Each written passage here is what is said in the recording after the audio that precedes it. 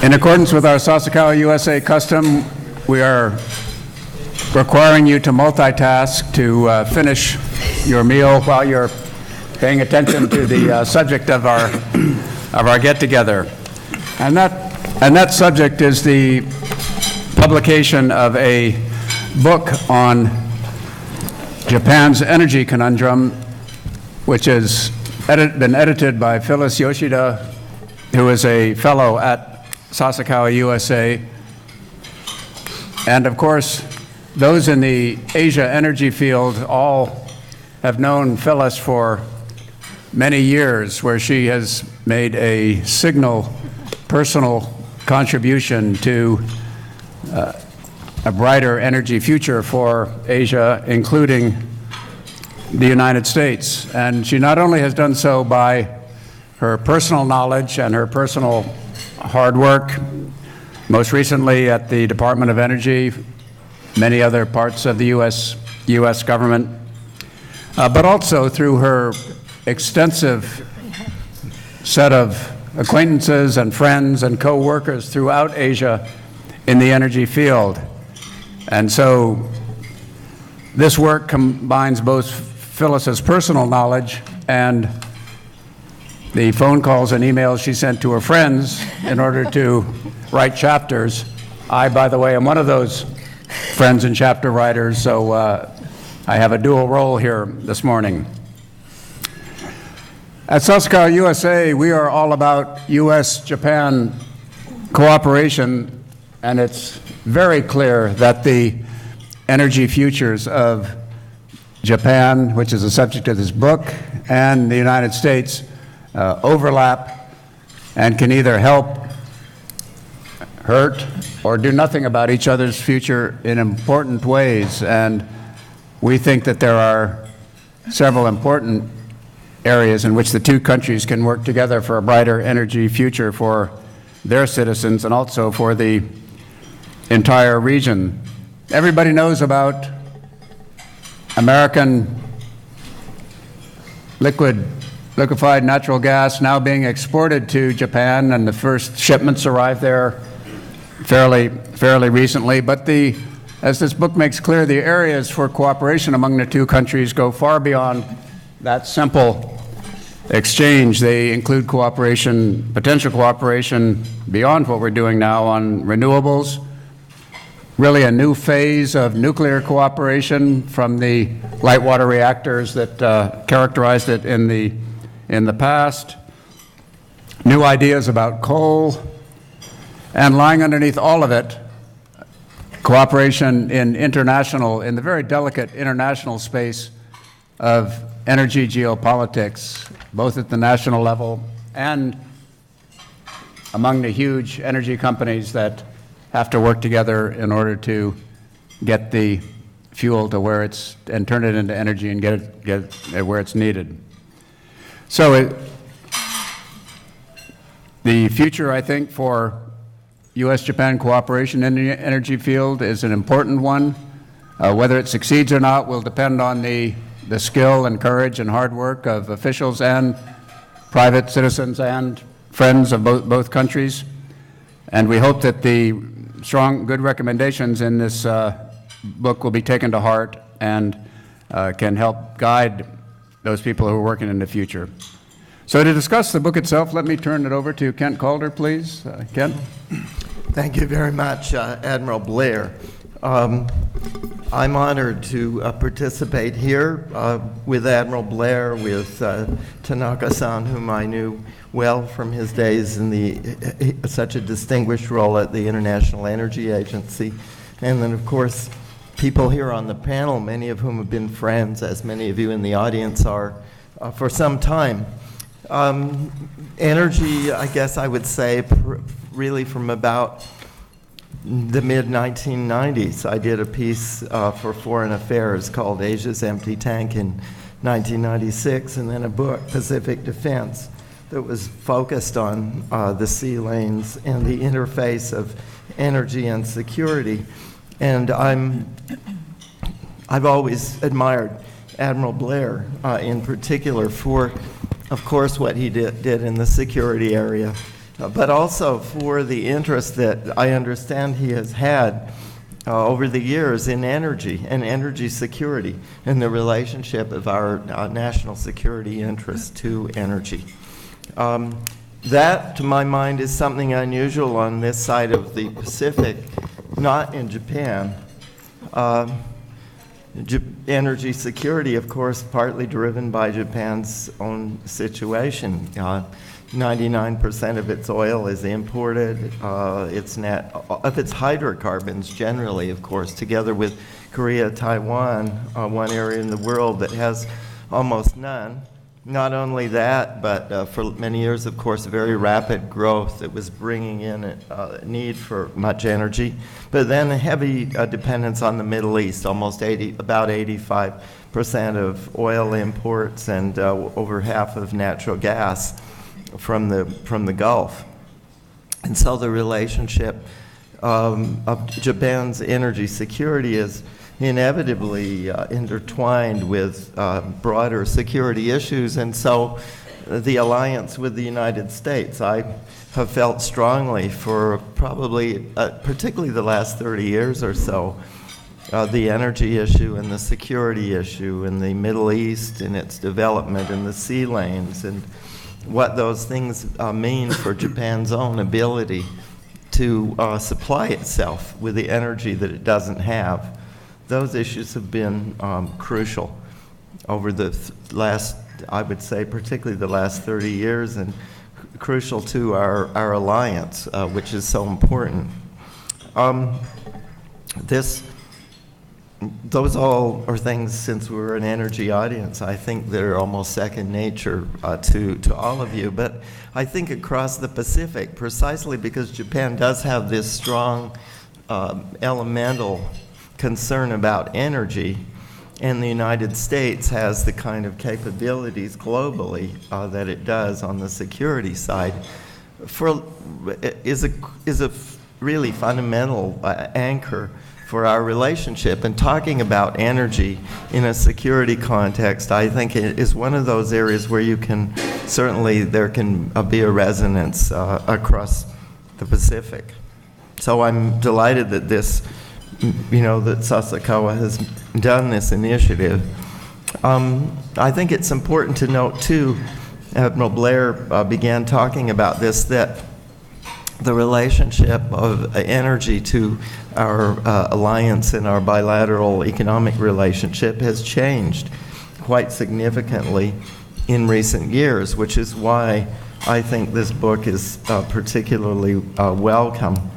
The issue is, for a long time, was exactly that. Okay, Japan has to get its oil from the Middle East or Southeast Asia, and then the United States needs to assure stability. But we're growing fast, and we can take care of all of that. And we are good at adapting to changes, as Japan did during the oil shocks of the 70s, when it, of course, embraced nuclear power so strongly.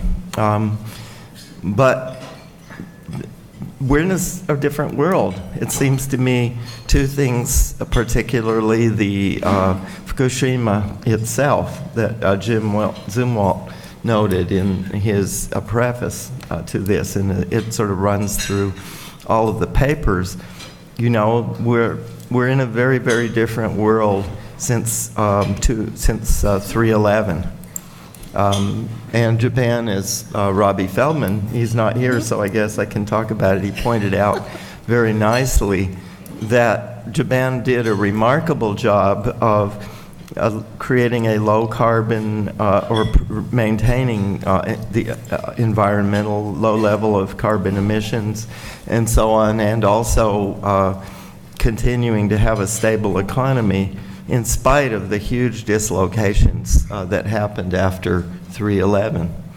And of course, American shale gas and tight oil has not yet really begun on a large scale to impact that, but going forward, that is a very interesting issue. That's certainly something I look forward to hearing from people about. So the shale gas revolution and Fukushima those two things, it seems to me, create a very different context for the energy relationship. Generally speaking, and maybe I look forward to asking some questions later, but just a couple of additional points. It seemed to me, collectively speaking, this is both a detailed book and also quite an optimistic book. So I guess it's probably my position to sort of dump a little rain on the parade or whatever. I should say first that some of the big points that come through several papers, I think, are both new and quite important. For example, that Japan thinks of energy questions in a holistic way. That is to say, not simply, how much can we reduce putting in gas mileage standards, but how do we think about mass transit or transportation, or like product labels on products that will help to reduce the energy consumption of a television or a washing machine or something like that.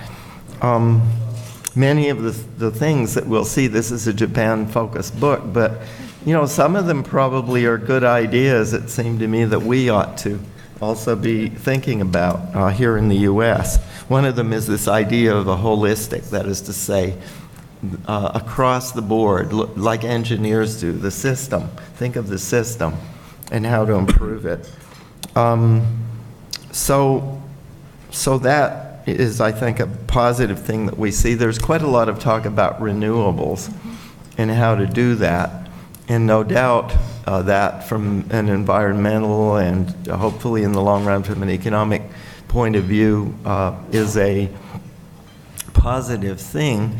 Of course, at the micro level, the costs of introducing renewables, the capital investment that's involved, the incentives that involved, the levels of feed-in tariffs or whatever that are involved in that are quite substantial.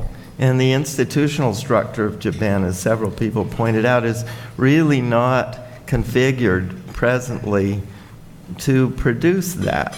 So the group recommends it, but the question of how we get from here to there, it seems to, at least I would put that question out there to some of our participants. Probably public policy. METI is not simply a client of industry, but METI also is capable, and I think in some of the papers one sees, capable of innovating and pressing industry to do new things. Certainly in the ways that the electric power industry is restructured, there's quite a bit of that. But that question is there. Renewables is good, a holistic approach are good, but getting from here to there, especially in an era when the industrial policy structure is not as strong politically as it once was. Interest groups, industry associations, the specific interests that they might have in business as usual. How are the proposals that are made for change affected by that? And then one last question, it does seem to me it's crucial to Japan's energy future, namely the question of storage. It's a technological issue, and I'm not a technology specialist, but several people, top officials in the auto industry and many places, keep telling me that the question of storage of batteries and the technology to produce batteries that store more and cost less and are safer is a crucial issue. And so how that issue evolves is one, I think, that affects several of the situations that we have here. Well, there's a lot more that I could say, but we have a panel that knows these issues better than I do, and also someone whom I've respected for a long, long time, Phyllis Yoshida, who has both an academic, I knew her first as a PhD student who wrote a first-rate thesis on the Japanese auto industry. But over the years, I've seen her in many capacities, and she contributed so much in the policy process, as a lot of you know. And so, Phyllis, we look forward to hearing from you. Thank you very much, and I'd like to just thank all my authors again, including those who are in Japan who weren't able to be here today. I think between all our expertise, we've been able to put together, hopefully, a book that provides some more background. I think, as you've just heard, Japan's energy conundrum is really how to provide an affordable and environmentally friendly energy supply, still resilient to the unexpected. And Admiral Blair and I have had this discussion many times. Many countries and regions have that same conundrum, but Japan in many ways really is unique, and I've never really liked the word unique applying it to Japan for the reasons many of you know here. But it is unique in this case because of its size, its almost complete lack of domestic fossil fuel resources since its coal ran out, and really because it did suffer that extraordinary Great Eastern Japan earthquake and tsunami on March 11th. The earthquake and tsunami is just really the most recent occurrence to push Japan into what I call an energy conundrum. In other words, a puzzle. Like when something big and singular happens, you have to sort of readjust where you're going. And it's been true, I think, really for the last 100 years or more, that Japan's encountered challenges of such size and scope that it was forced to change policy direction dramatically and seek out a new base energy source. So the energy transformation Japan is going through now, one reason we did the book was I think it really has been underreported in the US. It's much more than a discussion of just Fukushima and its aftermath, more than just a discussion of the energy mix or the base energy source, or really to what degree nuclear should be utilized or not utilized. The preferred energy solution, as Kent just noticed, nuclear is not possible anymore, and that was the preferred solution right before Fukushima. METI's policy roadmaps had nuclear increasing from 30% to 50% to even 70% by 2030. LNG was and is another part of the question, but it still has to be imported, and the price fluctuates.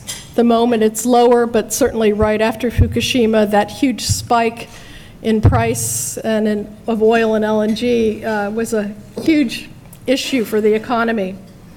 Coal is less expensive, but has climate change impacts, and as does the continued use of oil for transportation.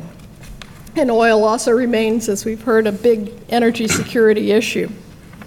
So curbing energy demand was part of the other part of the solution, and it still is, but Japan is one of the most energy efficient countries in the entire world. And I think, as I mentioned in the conclusion, it's that much harder to get those big leaps in demand anymore. So there's still sectors for it to be implemented and things to do, but it's not nearly as big an answer as it used to be, or as my old boss, Secretary Chu, used to say, low-hanging fruit. In Japan, it's not such a low-hanging fruit anymore. But I think most important, unlike the earlier challenges, which were really looking at the base energy source, this transition has also forced Japan to evolve not just its energy supply, but also the power generation and distribution system itself. I don't think people are as aware of that. Japan has always had 10 major regional monopolies. I call it a rather oligopolistic system that's sort of embedded, hard to change, and it needs to change. The global environment's changed. Japan is facing what Junarima, who's another one of the authors unable to be here today, calls a quadlemma. Decreased energy self-sufficiency, 90% dependence on imported fossil fuels, versus 76% in 1973, and that was the oil crisis. Deteriorating trade balance, $278 billion was spent on imported fossil fuels in 2012 after Fukushima. It ended 32 years of trade surpluses and was only reversed with the decline in global oil prices. That, as we are seeing right at the moment, could change again very quickly. High electricity tariffs, among the highest in the world, and increased CO2 emissions. Japan did an admirable job keeping down CO2 emissions, increased to less than the increase in GDP, but can that keep happening? So solving that quadlemma in sort of a new global environment of global shale gas, et cetera, and lowered renewable costs, both of which do a lot to technology progress in the U.S. Department of Energy, those of us who used to work there. We invented fracking, and a lot of the renewables technology was done there first. So really solving that, as you read through the book, will show it's not just a change in supply this time. It really is how to provide that increased system flexibility by heightening competition, get away from those 10 that started. Japan has deregulated everything except for transmission now in its electricity market, deregulating its gas market, allowing, and that hopefully by itself is starting to allow for greater renewable energy penetration, but it's still very difficult. And I come back to really continuing to invest in those new technologies, which the U.S. must do also, because that really is what can make that big leap happen, and certainly made fracking in the U.S. and the decline in renewable energy prices happen here. So in the book, what we try to provide is a more comprehensive background beyond just those short 2 or 3 page articles you see on Fukushima and nuclear, but to really look at the context and background to what is happening today. We can look at questions and issues related to energy supply and markets, oil, gas, coal, nuclear, renewables. We look at questions and issues related to energy demand and productivity, energy efficiency policy and programs, transportation, demand supply management, which is one efficiency area Japan has not done much in. We look at the deregulation of the electric and gas markets, and that has just started, so it's a little hard to talk about how successful we'll be in overcoming some of those obstacles that Kent just mattered. But those of us who are sort of scientists and technologists, we tend to be more optimistic, perhaps, than others. We look at cooperation going forward between the U.S. and Japan, especially on issues related to climate, trade, and investment. And finally, I provide some considerations and recommendations for Japan going forward and for U.S.-Japan cooperation. And since my co-authors didn't read that chapter, I take responsibility for any of those recommendations if they're not any good. So Japan is really looking for a new politically achievable solution to mitigate its energy conundrum that can be achieved, again, at reasonable cost, provides energy security, promotes economic growth, and increasingly is safe, addresses sort of that safety issue that came out of Fukushima. And maybe we can go down the panel, and then I'll come back and talk a little bit about some of the recommendations. Okay. Thank you very much, Phyllis. And Chairman Tanaka, as you know, is currently the chairman of Sasakawa Peace Foundation. Thank you, Kent. I'm very much delighted to come here and talk about the nuclear policy or nuclear option after Fukushima. Phyllis gave me a very difficult job, how we can save nuclear in Japan. I have been talking about this issue for 5-6 years since the crisis in Fukushima, but the public support for nuclear has still been very weak. The majority, if you ask for even the restarting of the current light water reactor, majority say no. And this situation hasn't been changed. So Japan, after the war, we had the big oil shock, oil crisis, and changed the energy structure very much to the efficient one using nuclear. And Fukushima is probably the bigger shock than the oil crisis, maybe as big as the Second World War.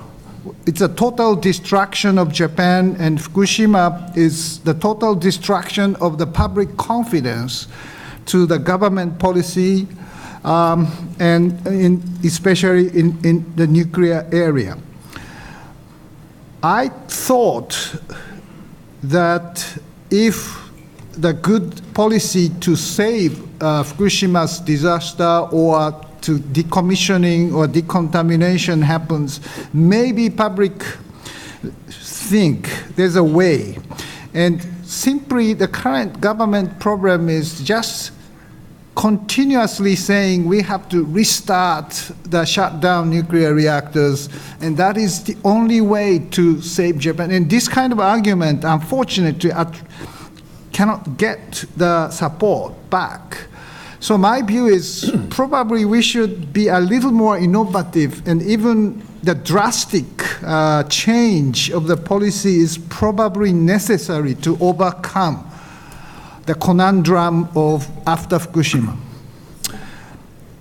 The problem here is that the cost of the nuclear is no longer the good argument in saving the nuclear for the cheap energy source.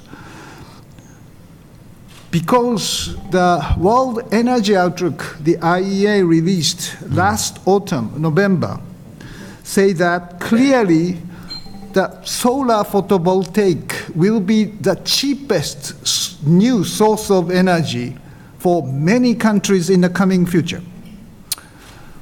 Nuclear will no longer be cost effective very soon.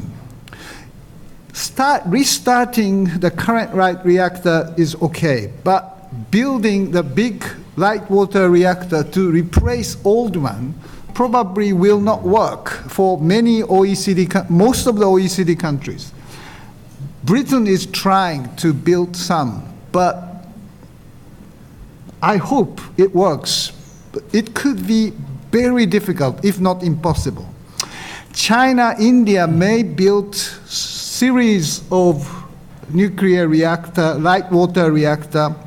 I hope they work there, but I'm getting doubtful if China continues to build the big light water reactor, because the cost of renewable is getting so cheap that Chinese government may not force the 30 gigawatts more light water reactor on the coastal Pacific coast of China in coming years. Probably they will complete 20 gigawatts by 2020 or some, but probably very difficult to add more. China's policy is using the renewables like wind or solar as much as possible and delivering through the grid line system or trade system of electricity. It is that new One Belt, One Road strategy of China by renewable energy, and even connecting it to the neighboring countries. This makes good sense. This is a dichotomy of US and China leading the global energy sphere by different paradigm. China by renewable paradigm with power connection. United States by shale revolution and depending much more on fossil fuel, gas, coal, oil. So this, between two paradigm, what Japan should do? This is a very important and very difficult question. If light water reactor, the current paradigm of nuclear is not working, what I think, do we still need nuclear power? I asked that question to me, and my answer is still nuclear matters. North Korean President Kim had a good talk with your president Mr. Trump in Singapore, and hopefully things moving better. But I still doubt Kim Jong-un give up nuclear weapons so easily. So he maintains the missiles capability over Japan. So giving up nuclear capability is probably very dangerous for national security reasons. On top of that, Japan has plenty of spent fuel and high-level waste, and also the meltdown debris in Fukushima to solve. So to solve these back-end issues, we need nuclear capability. But it's not light water reactor. It is probably advanced reactor system which can be much safer, much proliferation resistant, and much easier to deal with back-end issues. And luckily, I found one in the United States. That is the integral fast reactor of Argonne National Laboratory in Idaho, or it is called Idaho National Laboratory. And this IFR probably offer Japan a solution for safety and easy management of the waste and proliferation resistant, and probably also more distributed system if it is deployed as small modular reactor. So at the Sasakawa Peace Foundation, we calculated how much and how long will it take if we deploy IFR in Fukushima to take care of debris. The cost is very, very reasonable, $22 billion US dollars, or more. $2 or $3 billion US dollars is much cheaper than building the big light water reactor. It costs $10 billion now. And it takes maybe 20, 30 years to reduce the debris, meltdown debris there. And to tell you the very good news is that finally Japanese government, represented by JAEA, came to the agreement and contract with Department of Energy, Idaho National Laboratory, to start a joint research on this IFR concept. Metal fuel, sodium coolant, fast reactor with pyroprocessing. Japan used to do only the fast reactor or advanced reactor system with France. But now Japan-US collaboration to this direction may pave the way for new paradigm of nuclear technology. And I hope this will be acceptable to Fukushima people. I tested if this is acceptable to Fukushima audience. And they say, Mr. Tanaka, oh, I have never heard about that technology. If such technology exists, why don't you try? I'm very much encouraged that maybe this is a way to recover the confidence which the government lost from the public by doing this kind of new, innovative way. By the way, there is a more concept on this technology regarding the North Korean denuclearization. If Japan can build this kind of IFR with Korea, US, maybe this could provide opportunity for North Korea to join the peaceful user of the nuclear power, giving up the weapon, and the leader in the nuclear technology. I offer this kind of idea of developing the peaceful use to Iranian colleagues. They are very interested in.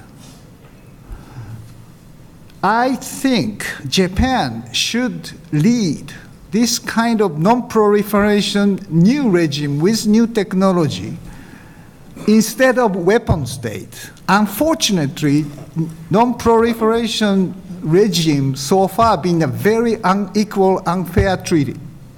So the countries who do not have weapon resent the pressure from weapon states to give up enrichment, give up plutonium use, and et cetera, et cetera. As peaceful user, Japan may be in a very good position to promote the new non-proliferation regime with new technology and collaboration. This is a US technology. The Japan, Korea, maybe like-minded countries can invite North Korea, Iran, or whoever wants to be the peaceful user and give up weapon and do jointly for the future of the peace. This is an argument in Japan that this technology is not for weapon. This technology is to prevent the proliferation of the nuclear weapon. So this argument is probably very welcomed by the global, but at the same time, Japanese citizens. Second point, to start this, and I think Tokyo Electric Company, TEPCO, should initiate the step forward to give up the nuclear power generation. After 8 years, 7 years, they are not credible, unfortunately, to operate nuclear power in Japan. Give up the generation and become a single transmission company of Japan. Sell this to Kansai Electric to take care of nuclear, and TEPCO become the single transmission company of Japan. And then TEPCO can buy the cheaper renewables by investing in grid lines, or they can buy from JERA, their subsidiary with Tube Electric, generating the power by thermal, or even they can connect the grid lines with Korea, China, and Russia and buy the cheaper electricity. So option will be very open if this fundamental unbundling happens. So for that, TEPCO should initiate to give up nuclear, because unfortunately METI or the politics of Japan cannot initiate because of their mistake at Fukushima. This is the kind of idea of Taisei Hokan. Japanese people here knows what Taisei Hokan means. The last shogun of Tokugawa gave up the power and returned it to the emperor. That was the start of the Meiji Restoration or Meiji Revolution. So giving up the power start the revolution in Japan. So this Taisei Hokan has a very good connotation in Japan. So I'm proposing Taisei Hokan of nuclear power by TEPCO as the first step. Third point following this is plutonium balance.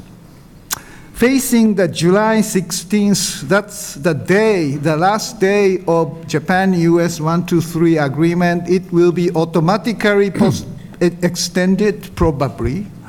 But there is a certain request from US government how Japan manage plutonium. 47 tons, 37 in Europe and 10 in Japan. When we start the MOX burning by 2020, I think it's not serious problem. We can reduce very quickly this stock of plutonium probably by 2040. 20 years is enough to burn if we start. And then the problem is how we deal with the spent MOX fuel. This will be accumulated instead of light water reactor MOX fuel. So for solving this MOX spent fuel, we need the fast reactor. And that is exactly the reason why we need IFR in Japan. So debris solution will pave the way for the future MOX Smithfield burning for Japan.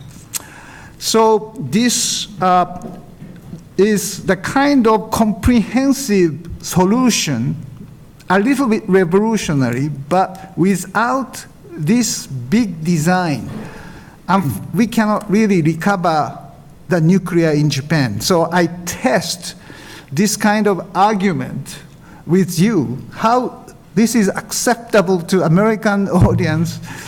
I tried this with Japanese press all the time, but they never want to publicize it, to my surprise. Even I challenged like this. I will, if there is a Japanese press here, I test you. I challenge you if you can print it for tomorrow's Japanese journal. I doubt you can. Okay, thank you very much. Well, thank you, Tanaka-san. There's some very interesting issues for our discussion. And next we have the person who really should be the chair here, Admiral Blair, who is also, as you know, chairman of Sasakawa Peace Foundation USA. Admiral Blair. Okay, well, thanks for tossing the ball back, Ken. When Phyllis asked me to write a chapter about the geopolitics of energy, I decided I was going to write a international thriller, high finance, naval intrigue, wars over sea lines of communication, throw in some smuggling of oil across international borders, and I was really all fired up to turn out a David Baldacci product. But unfortunately, the geopolitics of energy is really a lot less exciting and swashbuckling than that, although Daniel Yergin, of course, regales us with a lot of the drama in it. But there are two sort of misperceptions that all of that high drama are based on that don't really hold up under careful examination. The first one of which is that the suppliers own the receivers of energy, that if one country provides a large amount of, you name it, oil, coal, gas, electricity to another country, it can determine the national security decisions of that country by threatening to withhold, to change, to shorten, and so on, by causing hardship. And again, we think of Saudi Arabia and its manipulation of the price of oil by the amount that it produces. We think of Russia with its pressure on Eastern European countries to which it supplies a large amount of natural gas. But it turns out that these tools have very sharp limits that can drive other countries to make marginal decisions, but in general we have learned are not sufficiently weighty to drive fundamental national security decisions by recipient countries, who will endure a certain amount of hardship, look for alternatives, rather than having their futures determined by other countries telling them to do things they don't want to do. The second misperception is that a country, to have energy security, needs to have armed forces which can intervene in the spots where energy is extracted, have to be able to convoy it across long sea lanes in order to ensure safe delivery into the recipient country. And again, that when you look at it closely, and I've been looking at it closely for many years, that idea really falls apart in the reality of the overall commitment to freedom of the seas, which the major countries, including the United States of the world, have supported for a long, long time, and which they are very loath to break apart. And in fact, when you look carefully at the mechanics of trying to interfere with shipping to one country without interfering with shipping to other countries, and if you look at the secondary effects, becomes not nearly as effective a weapon under most conditions as it is. Now that all changes when a major war breaks out. The last one we had, of course, was World War II, when cutting off supplies at sea was important in both the Atlantic and Pacific theaters. But up until that extreme point, again, this doesn't prove to be something that countries really need to do. Now, that doesn't mean that energy is not used to try to support national interests. Whenever a country has a policy that it wants to impose on another country or to support, it will look at the oil, the gas, the coal, the nuclear weapon like any other weapon, and see if it has any leverage.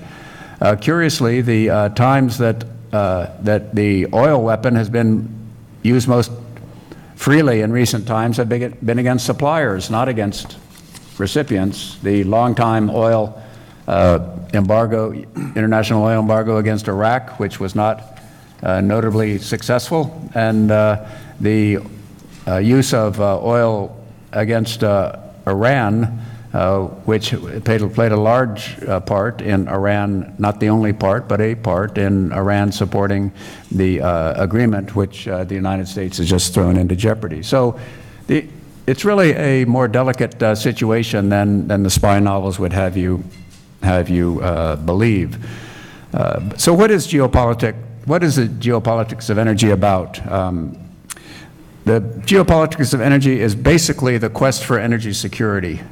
That's what basically lies underneath it. And energy security is an adequate supply of reasonably priced energy under all circumstances, up to war. And for the major countries of the world, and the countries we're talking about in this book are the countries that either are located in Asia or deal a lot with Asia, like the United States, China, Japan, Korea, India. For those countries, energy security, the path to energy security is really diversity of energy supplies, diversity of technologies to apply it, alternatives, diversity, stockpiling of buffer stocks, and so on. And so what you find is that the major countries in the region, China, Japan, Korea, are all relatively energy poor, depending on compared to their needs. Those countries which are important playing outside the United States, Australia, to an extent, India is sort of, we should consider India more in the former category than the latter category. What those countries all look for is diversity. And diversity can only occur in these big international energy markets with cooperation. And so what I found, and what you'll see the conclusion of my chapter, is that in fact, energy security is probably a positive factor among the major countries of Asia and the world than it is a negative factor which will set them into conflict. And this, I would say, finally is reinforced by my personal experience in China. When I visit China, I would sometimes visit on national security seminars. And those were big, ugly shouting matches which would go on for days, punctuated by rounds of toasting at dinners in which we would all talk about what good friends we were. But most of the subject was having to do with competition and resentments. And then I would, sometimes on the same trip, go to an energy meeting in China. And there it was all cooperation, win-win arrangements, fighting together against global climate change, figuring out ways that American technology can benefit Chinese companies, figuring out ways in which Chinese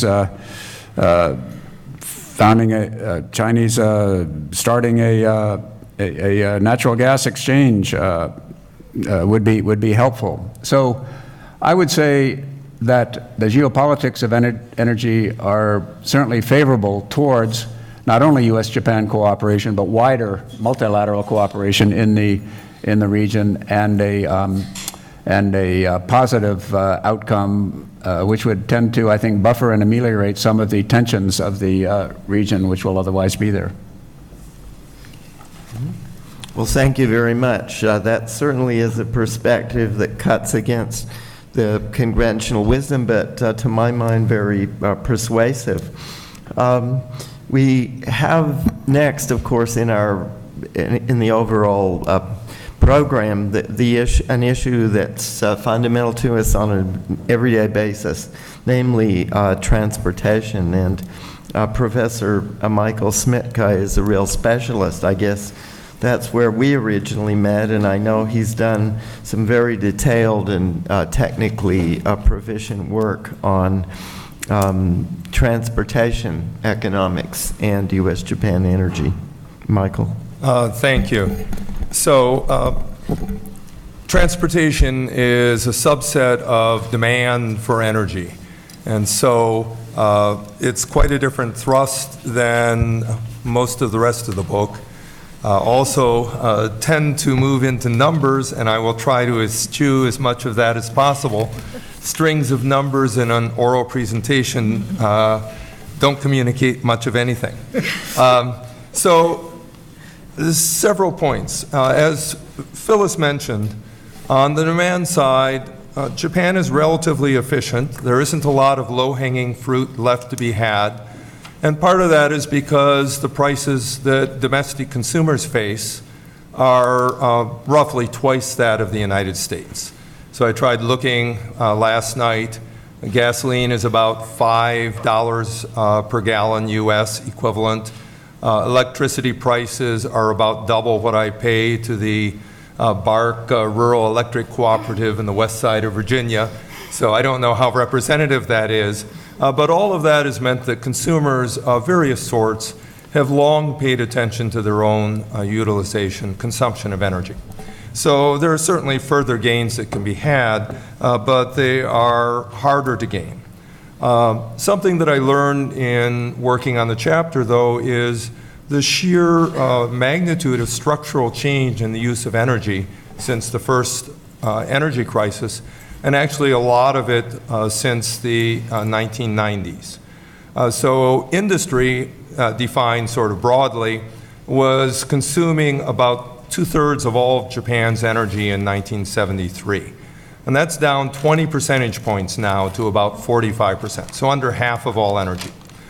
Commercial use has doubled. That would include offices, but also cold storage warehousing that gets fresh vegetables to consumers in a way that wasn't true when I was first in Japan. And that's doubled from about 9% to 18%.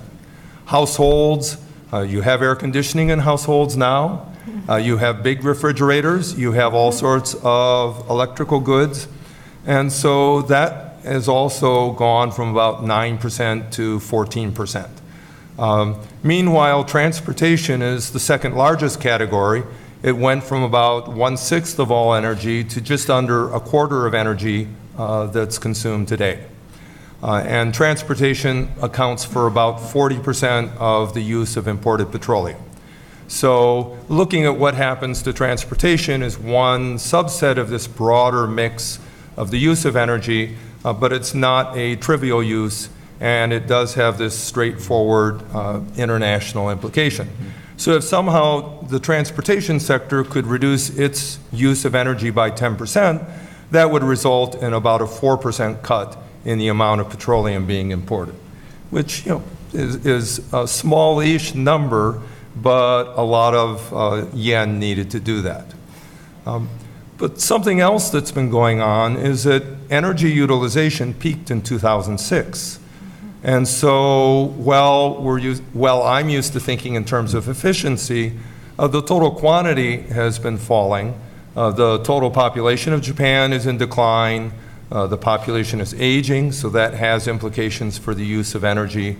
The overall economy has shifted from manufacturing to services. That has implications as well. And one point that isn't part of what I wrote about, but I should bring up before I forget, is that this makes bringing new energy sources into use much more challenging, because in an environment of declining demand, if solar increases, someone else loses. And so the electric power utilities, who have considerable political power, have many incentives to fight the growth of renewables. So let me turn back to transportation. So if we look back in 1973, about 40% of passenger use, passenger kilometers, was in the form of cars. Now it's about roughly order of magnitude 60%, so it's gone up about by half. Rail has fallen a lot, by about a quarter. Bus utilization has fallen by 60%. The use of air transportation is up threefold. And then there's the inside the household consumption, but I won't look at that. Again, it's hard to realize, if you have not been going back and forth to Japan, that in 1980, Japan was not motorized. Indeed, most of the growth of household use of cars is in the 1990s. So there really were no shopping malls in Japan until after 1994. So I spent a winter in Japan in 1997, visited a shopping mall in a rural area, and it was one of the first built in Japan, and it was newly opened. So until the 1990s, there wasn't a lot of value for a consumer in actually owning a car. In the 1970s, housing developments that went up didn't make provision for parking. Restaurants didn't have parking spots, all of that. It's a very different world today if you move out of central Tokyo. So if you move into Chiba, where I lived the last time I was in Japan for an extended period, it's very hard to get by without a car now. So there's a lot of change there that is not necessarily good from the perspective of energy security. If we go back, how can we work on this? Is there a way to economize? One would be to increase the prices that consumers pay, which is not politically popular. And another would be to try to increase the efficiency of vehicles and other sources of transportation. And that turns out to be also very difficult. So the government has been focusing on technology policy, pushing battery electric vehicles, pushing fuel cell electric vehicles. But from the standpoint of energy security, that's really trading off one sort of imports for another sort of imports. If you're going to have your electricity generated from imported LNG, then cutting the imports of gasoline and increasing the imports of LNG may not be particularly helpful from a national or from a security standpoint. In addition, there are lots of technical issues with battery electric vehicles, so I don't think we'll really see many on the road until 2030, perhaps beyond, but that's a different set of issues. So increasing fuel efficiency, Japan's vehicle fleet is already relatively efficient. I think I'll skip talking about the policies towards K cars versus regular cars. But again, one of the surprises when I looked at the numbers is that K cars actually aren't very fuel efficient. Out of the top 6 cars in terms of fuel efficiency, only one of them is a K car. Because K cars are very hard to hybridize because they're just too small. So there are lots of issues there. So when I look at this, the other shift is that with the rise of personal cars and with the declining population density in rural areas, the use of public transportation, which is highly efficient, has been in decline.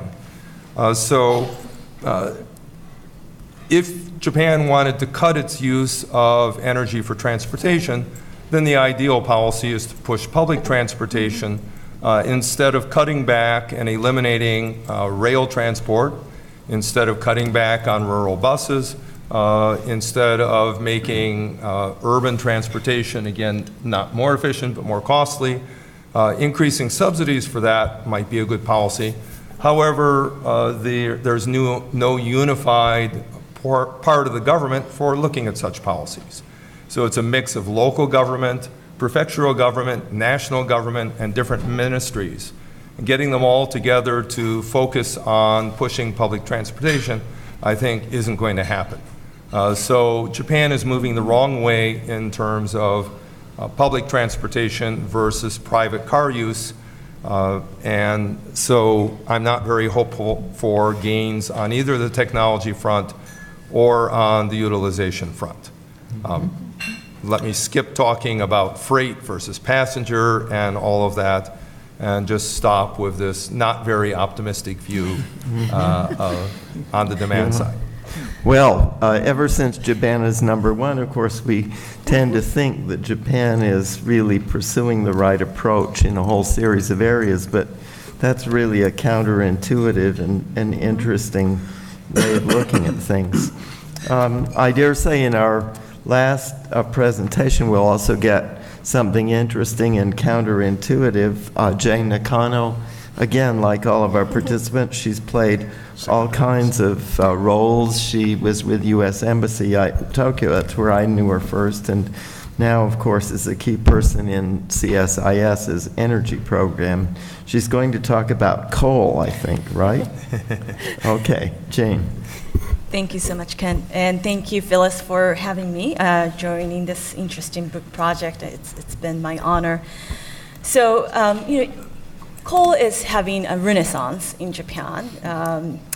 The Fukushima-induced energy and electricity supply crisis very much illustrated how coal still has a role to play in Japan's energy and electricity sectors, and very much highlighted also how it has both the energy security and economic security values. Coal consumption in after Fukushima for 5 years increased by 20%, and also in the power sector, as a lot of utilities had to turn to non-nuclear fuels to meet the supply shortage, basically, increase the share of both natural gas and coal in the electricity generation supply. As for coal, that translated into 8% increase for share of coal in electricity generation mix. For the same duration, and also, when you look at the way that the need to shift the sources impacted Japan's import expenditure, coal had a fairly relatively smaller impact than, say, LNG. Of course, this was a lot of data that I looked at preceded the Brent price collapse in summer of 2014. But it has had both energy security and economic security benefits associated with coal. Also, when you look at the way that coal may stay in Japan's energy mix, based on the 2014 version of Japan's strategic energy plan, coal's share in 2030 looks pretty good. Prior to Fukushima, the older version of Japanese government's 2030 outlook basically had coal's share to go down to 11%. But after Fukushima, as coal sort of came back in the generation mix, the number then in the revised version of the plan, the number went back to basically the 10-year average before the Fukushima accident. So basically to 26%. And also, traditionally speaking, coal has been the cheapest fuel for power generation. So when you also look at the levelized cost of electricity, you see a benefit associated with coal-fired power generation. In many ways, the coal renaissance that Japan has experienced put Japan, or set Japan apart from many other OECD economies, though. Certainly in Western Europe, there have been a lot of both the public and private sector push to shift away from coal. Whereas in Japan, because of this electricity supply-related supply crisis, coal has sort of come back. And we can go into this into details during probably Q&A, but it has also basically led Japan to become much more proactive in exporting coal-fired power generation capacity to less developed parts of the world. Again, putting sort of Japan apart from many other countries in Europe. Although, and certainly, it's a little hard to compare to what's, to the U.S. just because the policy has been shifting quite a bit from the past administration to the current administration. But Japan is unique. Again, I joined Phyllis in trying not to use, overuse the term, but Japan has been unique in that case, in that sense. But then my chapter also, but does talk about though how when you take a very close look at Japan's coal issues, it's not quite a foregone conclusion that Japan will be sort of the paradise for coal power generation, if you will. And there are several reasons and signposts. One is that since the attractiveness of coal-fired power generation is quite subject to the price of LNG, price of natural gas. In Japan's case, it's they all arrive in Japan in the form of liquefied natural gas as opposed to pipeline natural gas. When you look at the data, the Japanese government data for fiscal year, Japan's fiscal year 2016, you'd notice that the levelized cost of electricity based on LNG import price for that year was made it cheaper than coal-fired power generation levelized cost of electricity. Why? Because the oil price had, I suppose, compared to pre-2014 summer, went down quite a bit. And much of Japan's LNG is oil indexed. So having oil price come down certainly made Japan's LNG much cheaper, and that certainly made relative to coal, made gas-fired power generation quite attractive.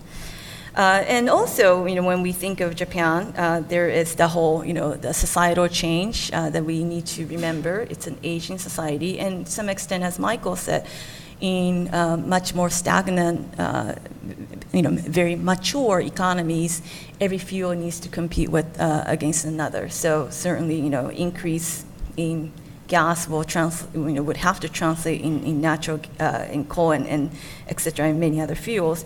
But in Japan's case, the stagnant electricity demand growth that's coming from both Asian and declining population, but then also from slower economic growth, have been translating into, I'd say, many companies sort of trying to re-examine the cost competitiveness of future coal-fired power generation projects. I mean, in a way, sure, Japan has a lot of plans on the paper, but then we've seen several major coal-fired power generation projects cancel in recent, I guess, at least, let's say 6 to 9 months time frame, and or maybe up to 12 months anyway, for very close to when this draft was due. And so you are starting to see companies sort of try to be a lot more cautious about where they want to put their money. And I'd also say that in recent months, really, a lot of Japan's so-called mega banks have been expressing their sort of their, I guess, commitment to global climate, I guess, climate change commitments, in that Japan has been a very proactive supporter of export of advanced coal. I'm here talking about ultra supercritical. I mean, the type of coal-fired power generations that could actually reduce the emissions compared to some of the old assets that you'd see in developing parts of the world. But then there are all these mega banks that are starting to express their awareness of some of the sustainability concerns that a lot of international and certainly European banks have begun expressing. So I think, as we try to keep a tab on where coal is headed in Japan's energy and electricity economies, there are two things that we really need to keep a close eye on. One is certainly this increasing climate awareness. There is much more active participation, or certainly interesting participation by municipal governments in environmental impact assessment processes. And then also, so that's more of a domestic scene, but then also internationally. But then also, again, sort of coming back to Japan being this more mature economy, I think it's important to keep in mind how, yes, there is a potential for growth for new coal capacity, but it's very much subject to not just the price of competing fuels, but then also how the demographic and the future electricity demand growth may impact how the value propositions that the coal-fired power generation has long had given to Japan. So that's my 4 or 5 minutes, I hope. Thank you, Jean. Now as our last presenter, we have Tom Cutler. He's president of Cutler International, but many of you know him also as a longtime director of the Department of Energy's Department of Europe and Asia Pacific Affairs. And Tom is going to be talking about trade and investment issues. Thank you. First of all, I want to thank Phyllis Yoshida and the Sasakawa Peace Foundation for the opportunity to write the chapter on energy trade and investment. Energy trade and investment between the United States and Japan is a classic case of how two allies can navigate the conundrums of energy security and trade to find common cause, despite the fact that they have significantly different energy trade and investment scenarios. Japan's lack and the United States' wealth of energy resources create opportunities for energy trade in one direction and foreign direct investment in the other direction. This equation is mutually beneficial as it strengthens Japan's energy security by diversifying energy import sources with a reliable supplier. It also alleviates non-energy trade imbalances through increased U.S. exports, and it deepens the U.S.-Japan strategic alliance. As the first and third largest economies in the world, the United States and Japan are close partners in trade and investment. Japan is the United States' fourth largest trading partner, while the United States is the top export destination for Japan. The United States is the largest foreign investor in Japan and is also the largest destination for overseas Japanese FDI.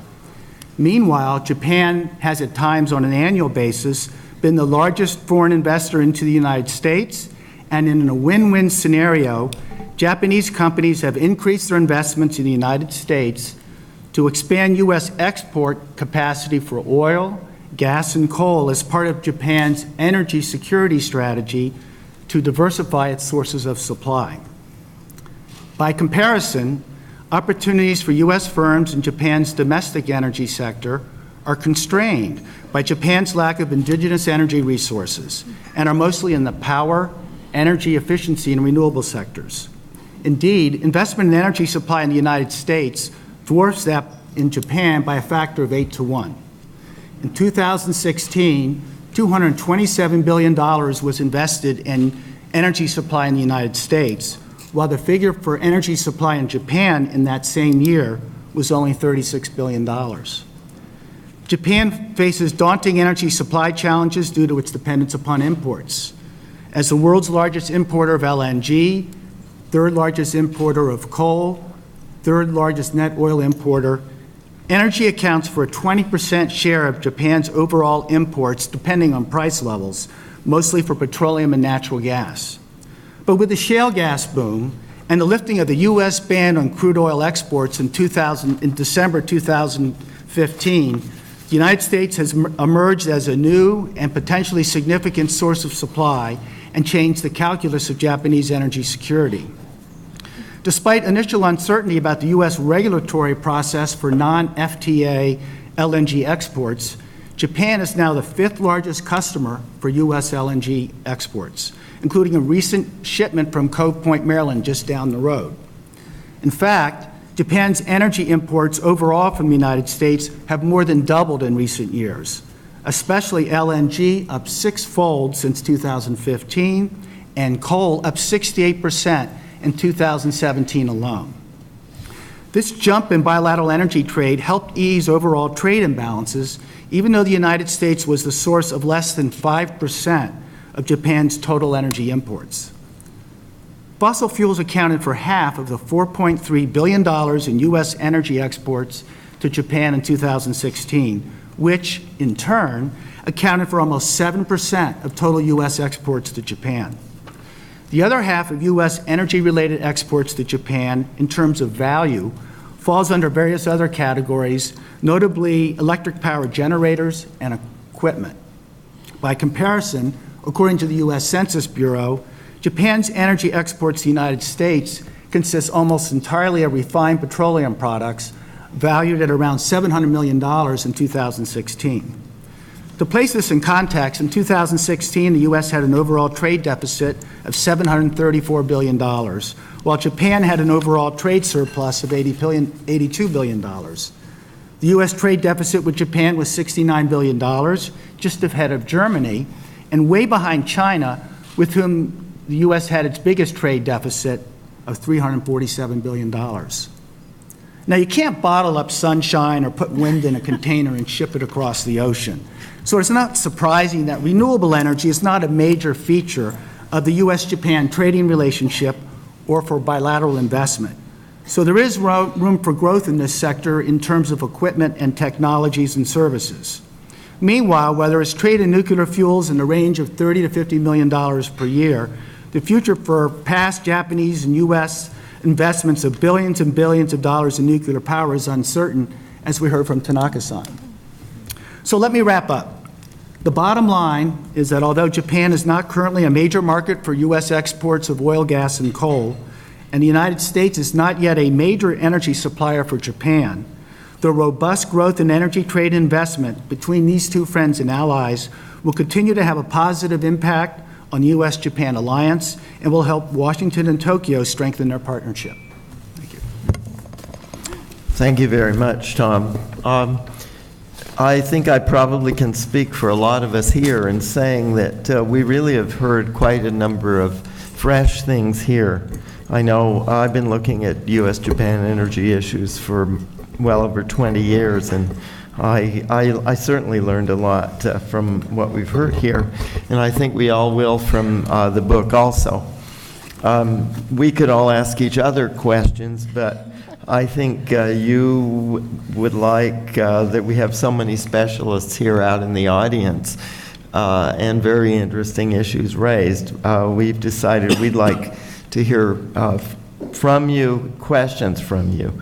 And because we only have about 15 minutes left, the best way, I think, is going to be to take them in bunches. Let's take maybe 3 questions to start out with. Who'd like to start? Yes, okay, right there, and then over here.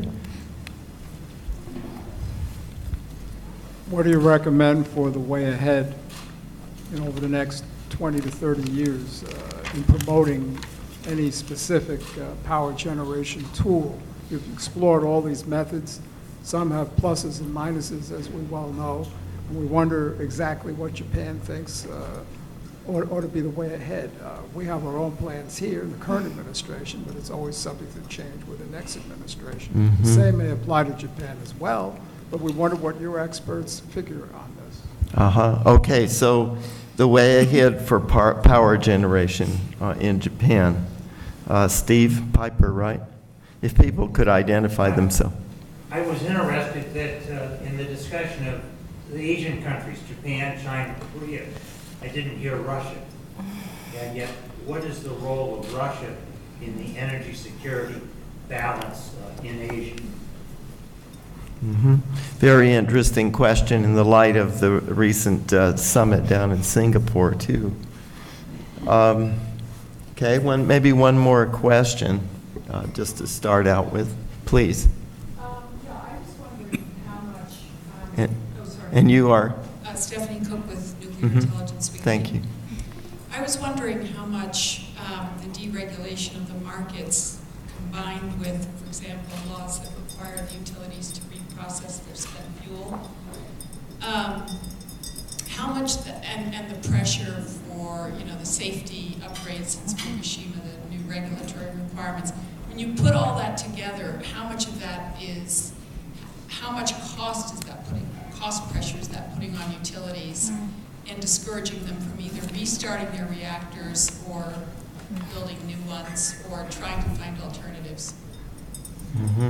Okay, so one deeply economic question, and power generation, Russia's role in energy, and then deregulation and the spent fuel issue. There's a geopolitics in there. Admiral Blair, would you like to take that? Sure, I'll start on the Russian role. I think, like a lot of Russian policy in Asia, it's will always be great. It always has been great. It always will be great, and we're not there yet. The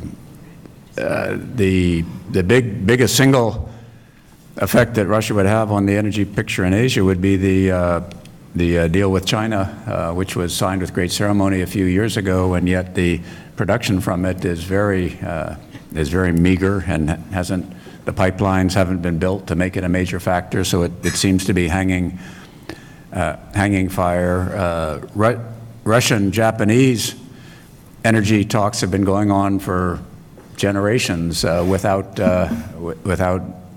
and in theory, Russia has energy, Japan has technology, Russian Far East underpopulated, Japan, I mean, it should work, but because of some business reasons, but also a lot of political suspicion, it never seems to take off. The thing about energy projects is they are so long, and so the ones that have a major impact are so long and take so big that the political aspects of them become quite dominant, and it's easy to make an internal government argument that says, we don't really want to be getting that much stuff from fill in the country, or we don't want to be locked into a relationship of that importance with country X. And when you look at the fundamental history of Sino-Russian relations, Japanese-Russian relations, it's just really hard to make these big, long-term investments that have a lot of that count on a lot of trust on both sides, that they're going to go on for many years. So I think Russia is the main effect it seems to have is the indirect one of its role as a natural gas and oil supplier, and Russia's production affects the price of oil because it's one of the top 3 oil producers in the world. So now that Russia is running out of the easy to develop fields, has to develop more. If Russian production goes down, international supply of oil goes down, prices go up. So it's that end effect. Same sort of thing on gas. Europe has been desperately trying to cut its pipeline dependence on Russia, develop its LNG terminal in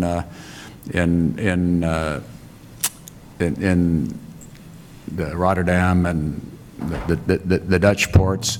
If that succeeds, that will affect the price of LNG, the way LNG runs within the world, which again will affect Japan, which is currently the world's largest importer of LNG. So mainly it's this offset role in world markets, I would say, that has the Russian effect rather than the direct deals between the countries there. Mm-hmm.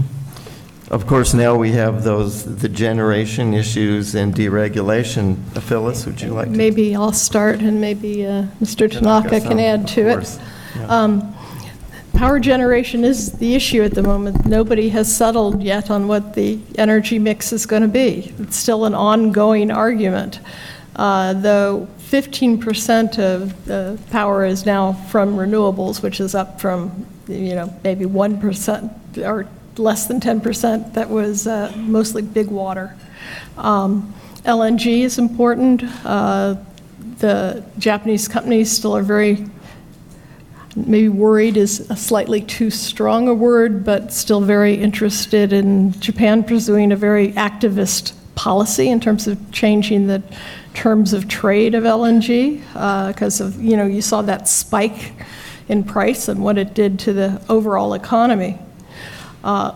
As Jane has pointed out, coal certainly in many ways is good for energy security. It comes from many different countries that are perhaps more reliable, Indonesia, Australia, Canada, but it has all of these other effects.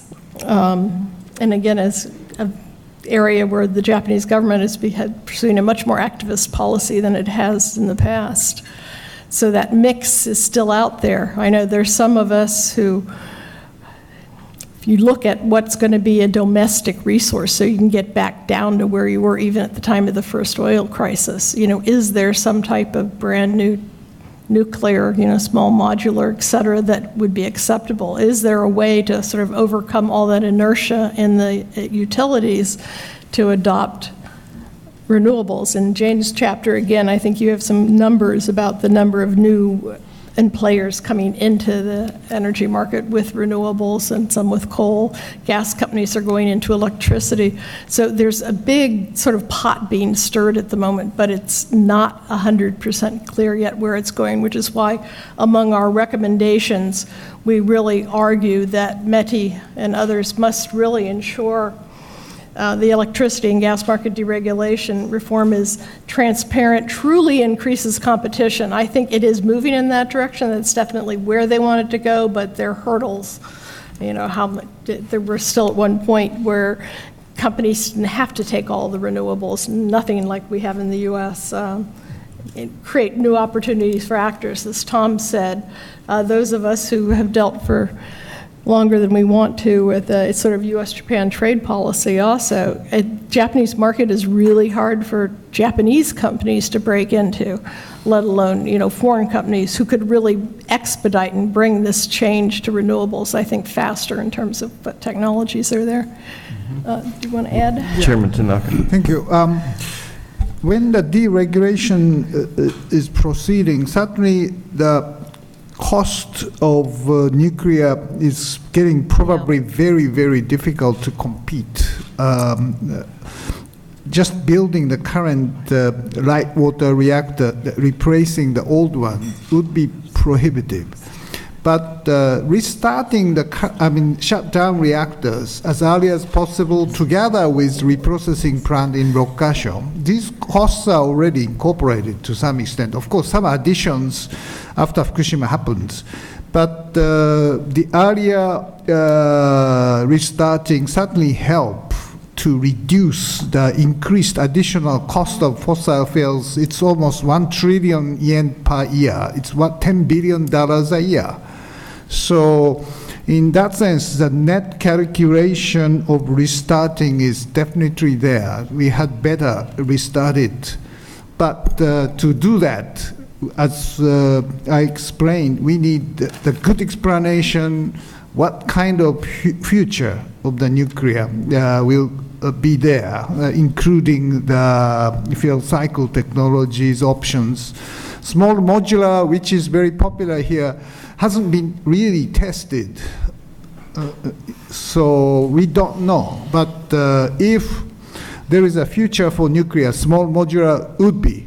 That is my view. If so I'm saying for the sake of Fukushima debris solution, we may experiment it in Fukushima. If it works, why not deploy it in the other part of Japan, or even in Rokkasho, in Kashiwazaki, Kariwa, just close by the plant. And we could do the, let's say, distributed nuclear system as such. And if these small modular reactors or fast reactors work, yeah, the cost would be much convincing in the future. So for that, it is very difficult for the government to set what is the best mix in 2030 or 2050. But for tentatively, they maintain the number which they set 3 years ago. But for nuclear, they make it very clear that what we need is research and development and what kind of new technology they are going to take as a government initiative. So that is happening. So that's the first step. I appreciate the right direction we are moving in.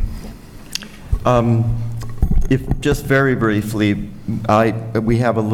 don't have much time left. I don't know, Michael or Jane or Tom, do you have a let me add one quick point, and that is that Japan is very heterogeneous.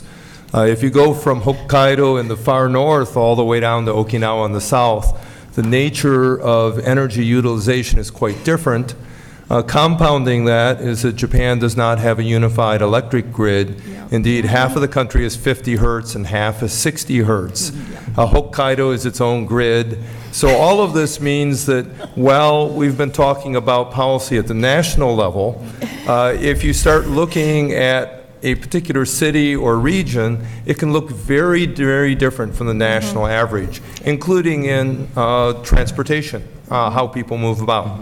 So Metro Tokyo is quite different from almost anywhere else in Japan, but that's our own personal image for many of us is Metro Tokyo. Okay. I don't know, Jane or Tom, anything? Let me just, in conclusion, and we only have two minutes left, pick out one specific thing that I learned from each of our speakers that I thought was counterintuitive. I hope that shows the point that this is, it's a rather creative and an interesting book, and I thought a discussion too. First of all, Phyllis said, system flexibility is the key challenge in Japanese energy, not supply. Supply for a long time was. Chairman Tanaka said, nuclear has an important future and a counterintuitive one in the form of the IFR. It can deal with some of our pollution problems and a range of other things that I think people don't often think about. Thirdly, Admiral Blair, he told us that energy could be, and he thinks fundamentally is, a basis of cooperation, not conflict, which certainly I thought was counterintuitive. Professor Smitka told us Japan has rising energy problems in the transportation area, despite the vaunted, Japan is #1 syndrome. It doesn't seem to be solving them all. At least that's a crude version of what I took from it. Jane Nakano said, Japan is not a paradise for coal, which competes with LNG, and of course we do know that Japan has some unusual and innovative coal technology. And then Tom Cutler said, the thing I learned from his talk, there's been a 6-fold increase since 2015 in Japanese LNG imports.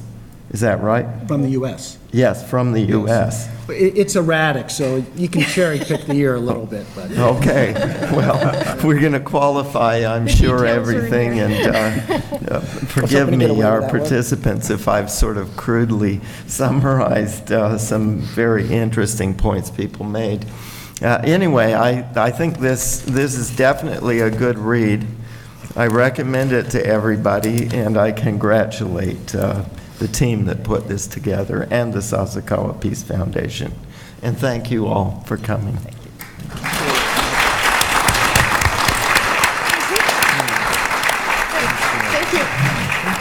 you.